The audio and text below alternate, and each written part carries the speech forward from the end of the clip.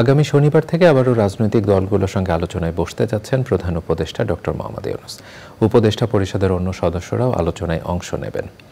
আলোচনার মূল বিষয় হবে রাষ্ট্র সংস্কারে গঠিত সংস্কার কমিশনগুলোর কাজের অগ্রগতি সম্পর্কে অবহিত করা। সেখানে দেশের আইনশৃঙ্খলা পরিস্থিতি নিয়েও আলোচনা হবে। সাদি মাহমুদের রিপোর্ট। মুখ্য বিষয় হচ্ছে যে আপনারা জানেন আমরা অন্তর্বর্তী সরকার গঠনের পর রাজনৈতিক দলগুলোর সাথে তৃতীয়বারের মতো বৈঠকে বসতে যাচ্ছেন প্রধান উপদেষ্টা। থাকবেন অন্য উপদেষ্টারাও। গত প্রেস কনফারেন্স রাজধানীর ফরেন সার্ভিস একাডেমিতে সংবাদ সম্মেলনে প্রধান উপদেষ্টার প্রেস উইং থেকে জানানো হয়, এবারের আলোচনায় প্রাধান্য পাবে 6টি সংস্কার কমিশনের কাজের অগ্রগতি।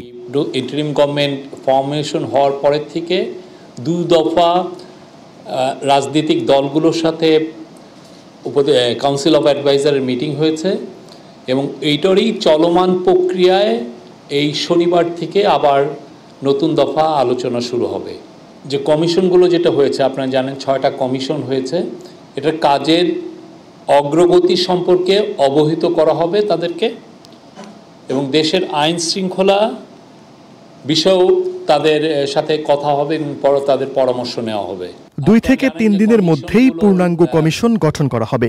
বৈঠকে অন্তর্বর্তী সরকারের সার্বিক কার্যক্রম নিয়েও আলোচনা হবে। এই কমিশনগুলোর ফরমেশন 2 থেকে 3 দিনের মধ্যে আমরা আশা করছি যে কমিশনগুলো ফর্ম হবে। কমিশনের গঠনটা ডিপেন্ড করছে এই পলিটিক্যাল টক্সের উপরে না, এটা জাস্ট কিছু আপনারা জানেন যে কমিশনগুলোর প্রধান অলরেডি কাজ শুরু করেছেন, ওদের টিওআরও হয়েছে, টার্মস অফ রেফারেন্স হয়েছে এবং তাদের জন্য অফিসগুলো খোঁজা হচ্ছে। এখন জাস্ট যেটা হচ্ছে যে জাস্ট যারা যারা কমিশনের মেম্বার হবেন অনেকের ক্ষেত্রে সম্মতি লাগে, তাদের সাথে কনসালটেশন হচ্ছে এই বিষয়গুলো। এর আগে সবশেষ গত 31শে আগস্ট সার্বিক পরিস্থিতি, দেশ সংস্কার এবং আগামী নির্বাচন নিয়ে রাজনৈতিক দলগুলোর সঙ্গে মতবিনিময় করেন অন্তর্বর্তী সরকারের প্রধান উপদেষ্টা ডক্টর মোহাম্মদ ইউনূস। সাদি মাহমুদ, চ্যানেল আই, ঢাকা।